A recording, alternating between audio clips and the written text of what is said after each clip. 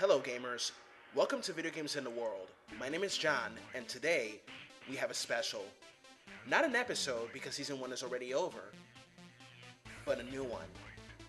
This is the history of Mortal Kombat to celebrate the 25 years of its release. Mortal Kombat is a fighting game about a group of fighters in a tournament that would decide the fate of the world. While the game is very popular, at the same time, since the first game's release, it has sparked so much controversy due to extreme graphic violence and gore, which led to the creation of the Electronic Software Rating Board due to the government's attempt to interfere with the gaming industry.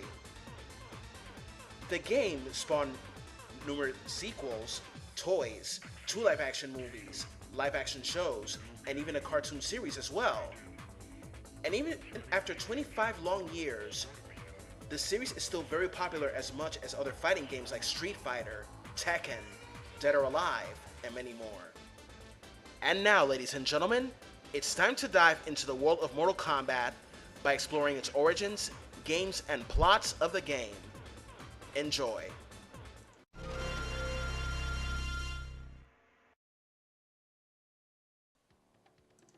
Mortal Kombat began development in 1991 with Ed Boon, John Tobias, John Vogel, and Daniel Forden.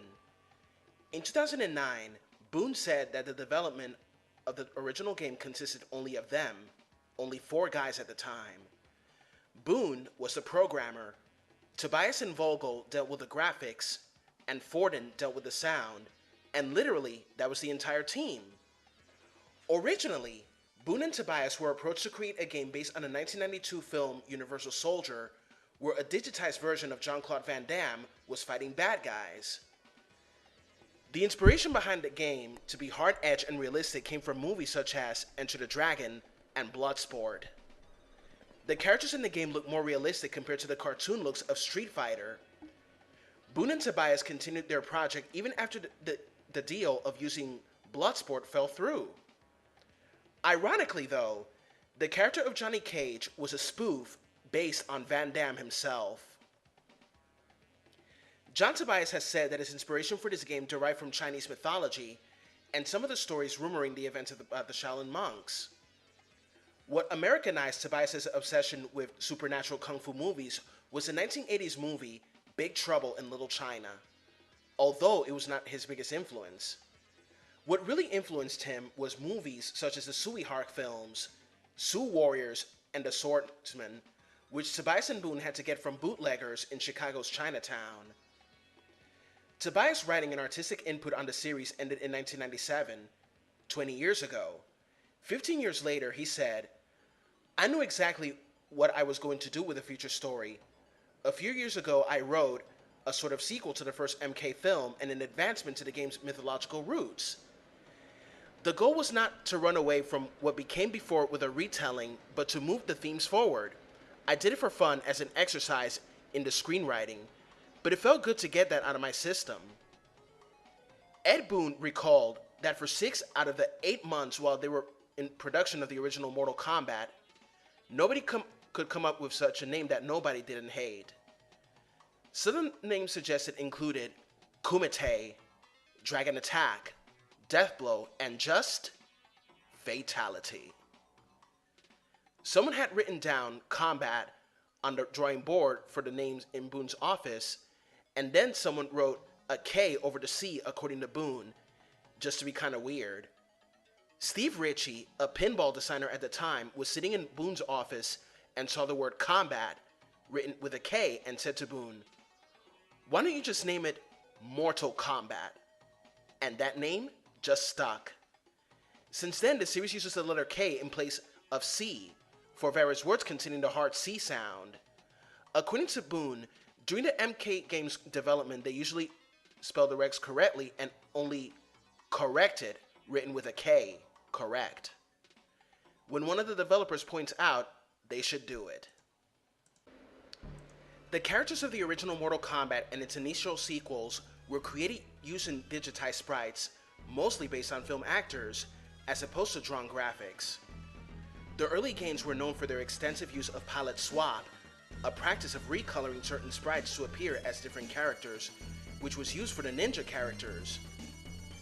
In fact, Many of the most popular characters have originated as simple palette swaps.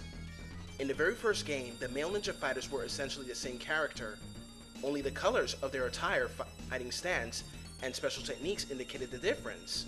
In this case, Scorpion and Sub-Zero. Later games added other ninjas based on the same models, as well as several female ninja color swap characters, initially also using just one base model, beginning with Kitana in Mortal Kombat 2. All of them gradually became very different characters in the following installments of the series. However, the characters would not look realistic anymore with the appearance of Mortal Kombat 4. From then on, since Mortal Kombat 4, the series was brought into 3D, replacing the digitized fighters of previous games with polygon models. And then, in Mortal Kombat 9 and X, the team switched from digitized actors to motion capture technology. In terms of Easter eggs, Mortal Kombat had included secret characters, secret games, as well. For example, Mortal Kombat 3 includes a hidden game of Galaga, and there's a hidden game of Pong in Mortal Kombat 2. Many extras in this series have only been accessible through very challenging, demanding, and sometimes coincidental requirements. For example, to fight Reptile in Mortal Kombat 1, one had to perform a fatality, and once that was done, they would fight Reptile in the bottom of the pit.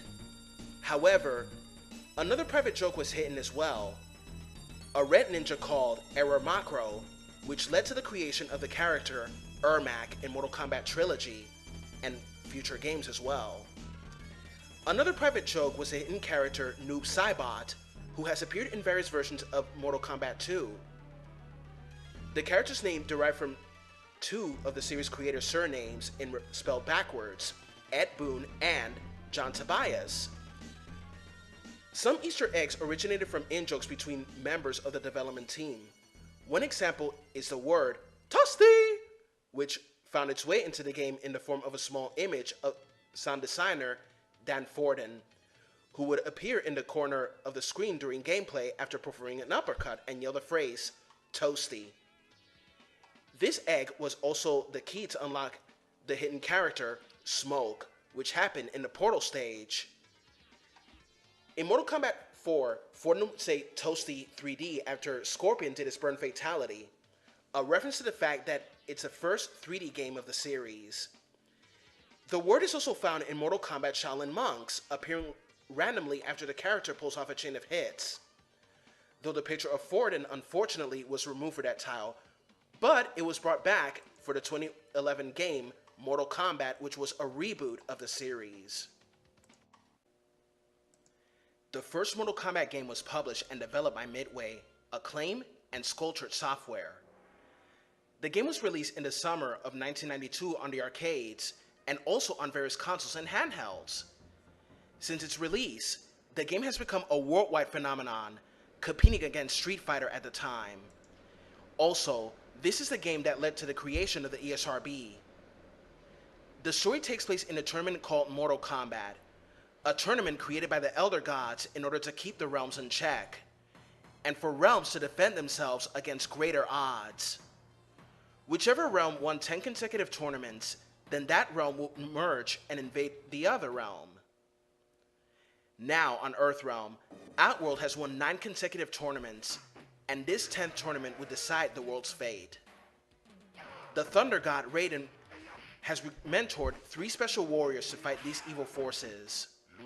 Liu Kang, a monk who enters a tournament to represent the White Lotus Society. Johnny Cage, an actor who is sick and tired of being bashed by the movie critics, enters the tournament to prove that he is a real deal. And Sonya Blade, a Special Forces soldier hunting a vicious murderer called Kano, a member of the Black Dragon, big-time arms dealers, and ruthless cutthroats.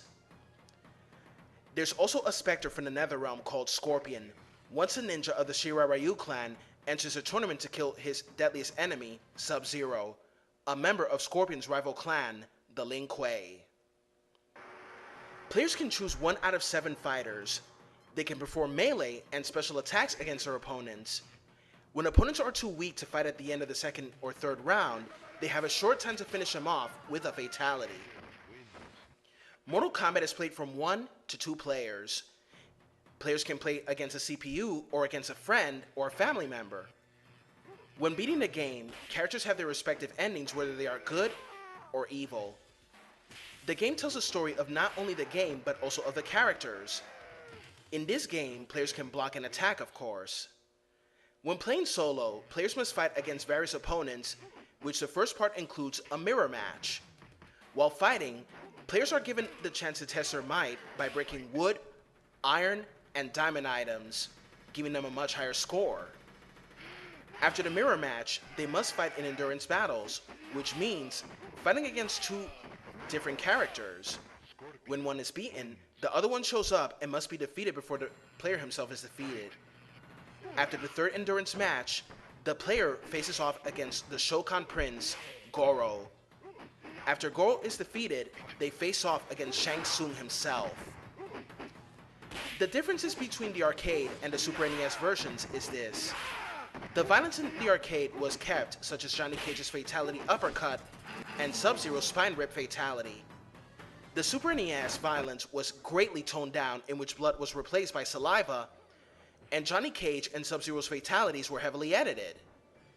However, in the Sega Genesis version, there is a code in which you can activate blood. ABACABB. This game is the first of many controversial video games at the time. Most parents and officials were appalled by the high level of violence that the game had, like characters bleeding with each hit and losing a lot of blood after a fatality was performed. Hearings on video game violence and the corruption of society, headed by Senator Joseph Lieberman and Herbert Kohl, were held in late 1992 to 1993. The result of the hearings was that the entertainment software industry was given 1 year to form a working rating system, or the federal government would intervene and create its own system. Thus, the Entertainment Software Rating Board was conceived, requiring all video games to be rated for these ratings to be placed on the game's packaging, depending on the violence.